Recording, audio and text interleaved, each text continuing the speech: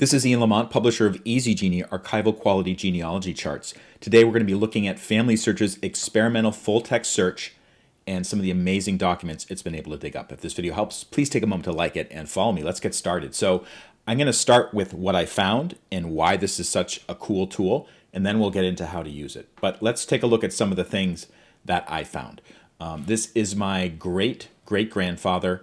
I was able to find a land deed from the 1870s in rural northern New York, thanks to this tool, this experimental search tool on FamilySearch. I was able to find a guardianship document that he had been somehow involved with as well, a reference to it. I was able to find a will and testament of my great-great-grandmother, and lots more documents as well. Some are significant documents, some are not so significant. There's a couple things that are really special about this new full-text search by FamilySearch. One thing is that you can find things that previously were not indexed that well or were very difficult to find on FamilySearch. The second thing, and you can kind of see this right over here, the transcriptions are really good. Not just for the things that are typed out. Like I've seen some of these, like this is you can see this is a cursive transcription. And while the handwriting I think is pretty good, it's still sometimes a little bit difficult to read. But this over here, you can see that it's a pretty good transcription of some legalese. So those are the two really good things about this particular tool. There are some drawbacks though. I'm going to get into that shortly, but let's get to the meat and potatoes of actually using this tool to find legal documents and other types of documents that may mention your ancestors. This is a completely free feature of FamilySearch.org. FamilySearch, as many people know, this is a wonderful, wonderful, freely available resource that's made available by the Church of Latter-day Saints. It's many features that are there. All kinds of records are already available on there. Many of the records are indexed, but some of the records, such as deeds and wills and some other things, were not indexed. You could kind of manually flip through the pages or go through digital scans to try to find your ancestors. But that takes a long time. And to be honest with you, it's really frustrating to do that. And it's a huge waste of time, if you're just searching through the wrong book, for instance. So if you go to FamilySearch.org/labs, you'll come to this particular page. It says available experiments. You need to be logged in to see this. What you want is expand your search with full text. And then click on go to experiment. Now, there's lots of notes up here. There's also a helpful video here. I urge you to take a look at that when you first come here. But note that this is an experimental labs product. It is not guaranteed to always be available. I've noticed, in fact, that sometimes certain features or text turns on or turns off when you're using it. The other thing is it's really basic. Like you come here and there's like a very simple field and you can start typing in things here. Even if you click more options, which I recommend you do, there's only two fields, keywords and name. Note that there's no way to kind of restrict things by year, although later on there's a limited filtering availability. And then also I've found that these search fields, sometimes they don't do things that they're supposed to do, even using the instructions that FamilySearch has given. So let's just take a quick example here. I'm going to enter the name of my ancestor, and this is my second great-grandmother, and she has a very common name, and this is actually pretty important. I did lots of searches, mostly with common names. These are mostly Irish American names, and things like Patrick Lynch or Mary Scanlon or James McDonald. I was still able to find records that relate to my ancestors by doing a little bit of filtering and kind of scrolling through.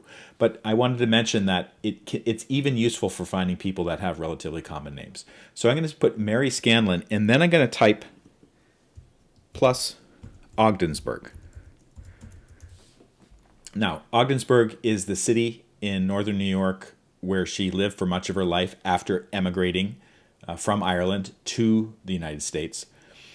Note that I didn't put the add ancestor information here. I found that when I add names here, it basically kind of dominates the search results, and not in a good way either. So I'm just going to search for that, Mary Scanlon Ogdensburg, and let's see what comes up here. So what comes up first is a probate index will, and this is actually referring to her will, and I'm glad that I found it.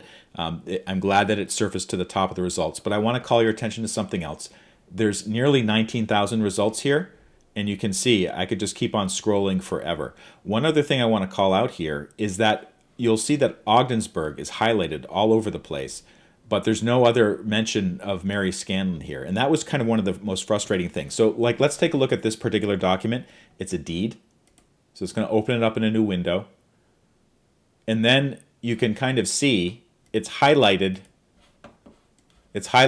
Ogdensburg all over the place for various land transactions. But there's Mary Scanlon's not even here. So I'm kind of wondering why this result even showed up on the page. As far as I can tell, Mary Scanlon by that name did not appear here. And by the way, that's her maiden name. So by this point, she would have been known as Mary MacDonald, except on certain types of like a will or other types of vital records where they would have included her last name.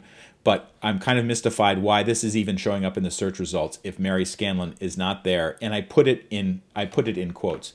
Now you can do other things, like I could add a plus in front of Mary Scanlon's name here, and that basically is supposed to tell the search engine to make sure that Mary Scanlon is included in the record. So let's see what happens when I do that. And indeed, it does do that. But you know, my experience using search engines before, if you put something in quotes, that means it has to show up in the records. One other thing that happens quite a bit, and let's do another example here. I'm going to do Mary Scanlon, and then I'm going to say New York. Excuse my typing. Okay, and then search. So one thing that you'll see is that there's nearly 1,200 results, and it's going through various wills, and it's organizing them usually by county. So Dutchess County, for instance, or New York City, if it was in New York City, Albany, Erie, Cattaraugus, Chenango, all these different places in New York. And one thing I tried to do, using the instructions that are right here, search tips, exclude a specific word or phrase. So when I first saw this and I wanted to kind of reduce the number of results I was seeing, I started to basically exclude things like Erie. So I'm excluding Erie. But sometimes they would still show up. Actually, it's been excluded here. But one time what I did is I just basically excluded every single county in New York that I didn't want to have included in the results. And maybe half of them were, and the other half continued to show up. So I'm not really sure what's going on with that. There are options, however, to filter, and these are useful, in particular the year. So let's click on year, and this is what they do. So they're showing that if I've searched for Mary Scanlon, New York, minus Erie, there's 2 results in the 1700s, 705 in the 1800s, and 427 in the 1900s. Now, I know she died in 1899, so I'm interested in the 1800s, and then it does something very useful. It filters them by the decade. So that is a really useful feature. Maybe what I'll do is, because she emigrated in the 1840s, I'm going to just basically select that and see if anything comes up. So you can start to see things are coming up here, like looks like it's from a will that was included in a Bible or a genealogy. Also, sometimes you'll see results from other parts of the United States. So this is in Green, Iowa, a Bible. And you wonder, well, I'd have to take a look at this, but is that showing up because Mary Scanlon maybe had a child or something that went to Iowa and then recorded that information that she was from New York early on? I don't know.